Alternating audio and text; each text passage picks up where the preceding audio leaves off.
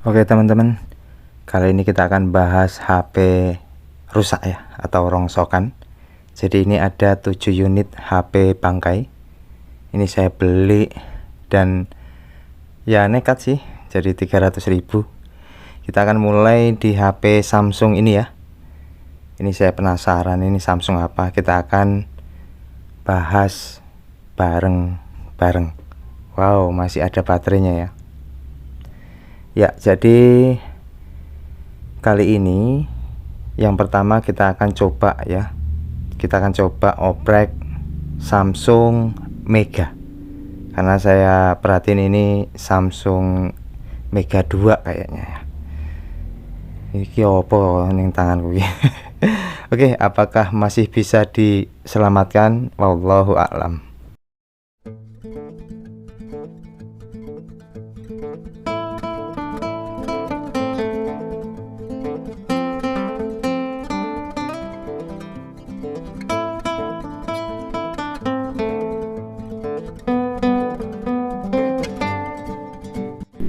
Halo, assalamualaikum warahmatullahi wabarakatuh. Jumpa kembali sama saya, Bang Tekso di sini. Gimana kabar sobat semua? Masih lebaran kemana nih? Oke, di lebaran H+7 kayaknya ya. Kita akan bahas HP rongsokan.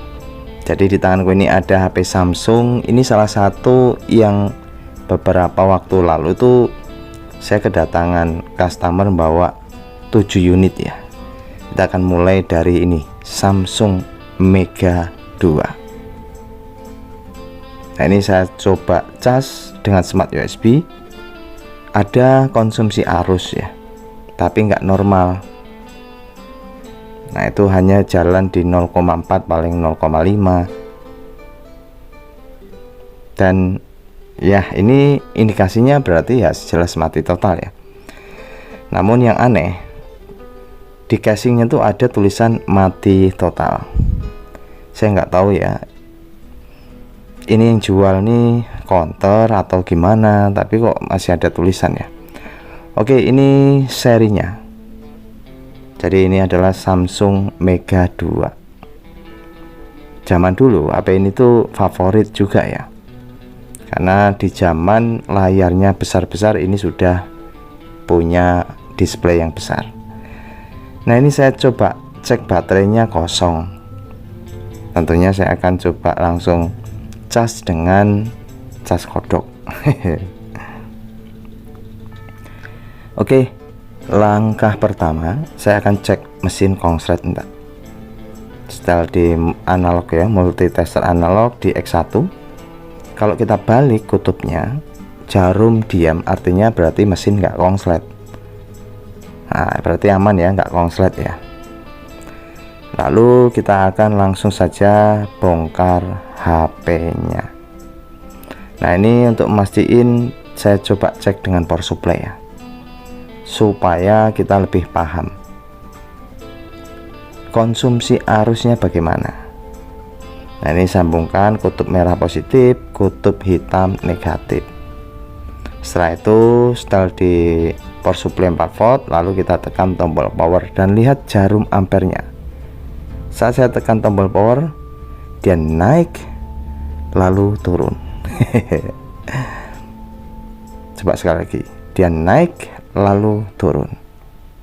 Naiknya pun tidak sampai 0,1. Nah, ini indikasinya apa kira-kira? Oke ya, jadi kita sudah cek ya dengan power supply, ternyata 0,08 turun lagi. Indikasinya IC power bekerja di atas 0,1 ampere, naik itu sudah bekerja ya IC power. Kalau di bawah itu IC power berarti nggak ngangkat, bermasalah ya, karena hampir mendekati 0,1 konsumsi arusnya. Nah, ini tentunya saya akan bongkar untuk HP-nya dan kita akan lihat ya, karena perkiraan ya saat dicek dengan multitester analog tuh nggak nyampe, IC power tuh nggak nyampe untuk bekerja.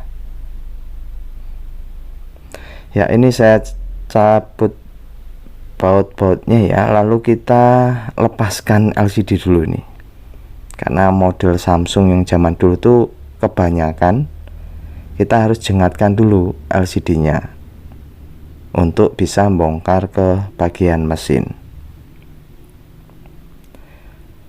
Nah, ini sih rada repot ya, ini kelihatannya agak susah, nggak tahu udah pernah dibongkar atau belum ya. Yang jelas pelan-pelan saja kita angkat nih LCD-nya. Sungguh merepotkan. Oke, ini seperti ini ya. Lalu pelan-pelan saja, jangan sampai retak ya, karena posisinya ya LCD sih kelihatannya masih oke kelihatannya.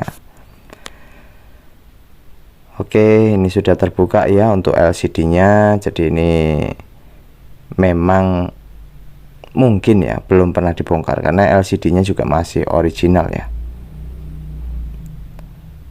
Lalu kita akan buka ya bagian tulangannya. Jadi tulangan ini nempel di bagian bodi belakang ya. Oke, ini sudah menuju ke bagian mesinnya ya. Kita akan coba perhatiin ya di mana letak IC powernya. Nah, ini kita coba buka kalengnya. Nah, ini kayak sudah terbuka ya untuk bagian CPU. Kalengnya udah nggak ada.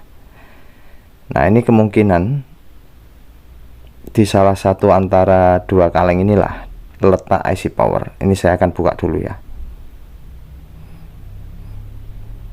Oke, kaleng yang ini sudah saya buka. Ada gambar garis.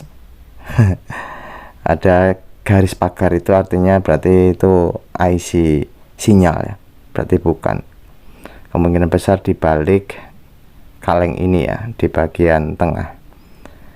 Jadi ciri-ciri IC PA itu biasanya ada simbol garis pagar. Oh iya, ini ada SM berapa sih ini? Jadi ini menggunakan chipset Qualcomm ya. Nah, ini dia IC powernya. Tuh. Jadi IC powernya ini kondisinya tidak ada lem. Nah, ya besar kemungkinan IC ini yang bermasalah ya, karena saat kita cek konsumsi arusnya nggak nyampe di IC powernya, belum bekerja. Nah, saya akan coba rebal ya, karena posisi IC power ini rada susah nyarinya. Ya maklum ya, kalau untuk HP generasi Samsung yang menengah ke atas, Samsung jadul, itu IC powernya rada susah nyarinya, dan persamaannya pun juga jarang. Nah, ini saya coba berusaha rebal saja, nggak tahu nanti berhasil atau enggak. Intinya kita kan berusaha ya, lagian ini pun HP beli udah mati juga. Ya, saya akan cabut IC power dengan setelan blower ini 380 ya, anginnya 40. Ditembak terus seperti ini sambil kita jepit dengan pinset. Tembak terus seperti ini. Ya, pastiin dia sudah bisa digoyang lalu kita angkat. Cuman biasanya Samsung itu rada lama ya, karena timah bawaan di HP Samsung tuh keras banget, sehingga teman-teman kalau mau nyopot IC di Samsung itu sabar aja, nanti pasti kecopot ya. Nah, ini sudah terangkat ya, dan kondisi IC power tidak dilem. Oke, setelah itu kita bersihkan ya kaki yang ada di mainboardnya. Pin-pin kita ratakan, lalu tambahin timah yang baru dengan timah pasta ya. Tujuannya supaya bisa rata kakinya, sehingga saat kita pasang dengan IC power pengganti atau yang rebel itu bisa terpasang dengan baik. Ya, ini saya bersihkan ya dengan cairan thinner ya, sambil disikatin begini, lalu kita akan cetak di IC-nya. Ya, untuk pencetakan IC ya bersihkan dulu, ratakan dulu ya untuk di IC-nya dengan solder wick seperti ini. Nah, bila perlu tambahin lagi timah supaya timah bahan pabrik itu kesedot, sehingga ya diganti dengan timah yang baru ya. Tujuannya saat kita nanti cetak kakinya tuh gampang, ataupun tinggal dibersihkan, nggak ditambahin timah juga nggak masalah ya, yang penting bersih ya. Setelah itu kita cetak dengan plat universal ya, karena ini jarang ya untuk seri IC power ini, jadi saya gunakan plat cetakan universal seperti ini. Lalu kita tambahin timah dan kita blower ya. Nah, kita panas itu di setelan 320 saya gunakan ya panasnya, untuk anginnya 40. Lalu kita tambahin timah lagi, lalu kita tembak kembali. Kalau untuk IC power biasa saya hanya 2 kali cukup ya. Setelah itu kita bersihkan, kita tambahin thinner untuk menghilangkan sisa timah yang terkejar di mana-mana ya. Oke, ini lalu bersihkan dan saya tambahin flux, lalu kita sempurnakan dengan panasin kembali supaya kakinya terbentuk ya.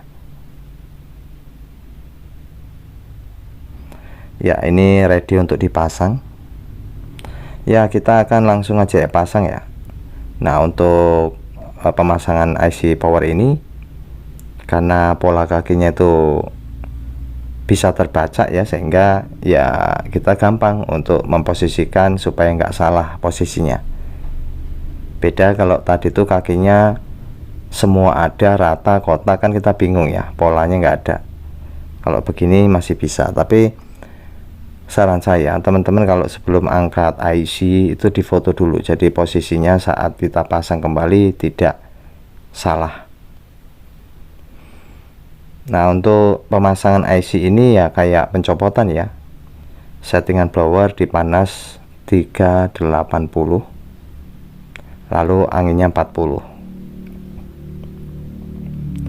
Tembak sekali, kalau dia sudah agak lengket tambahin flux, lalu kita sempurnakan, tembak lagi dengan blower sambil kita goyang dengan pinset. Nah, seperti ini. Saya rasa sudah cukup ya, tinggal kita biarkan dingin dulu. Oke teman-teman, ini sudah saya pasang kembali dan posisinya sudah dingin, tetapi hasilnya itu podo ya. Setelah saya coba ACP ya, angka cetak pasang IC powernya, ternyata nggak membuahkan hasil. Ini sih saya mencurigai memang harus ganti IC powernya. Nah, ini loh, saat saya coba cas, hasilnya masih sama ya seperti di awal.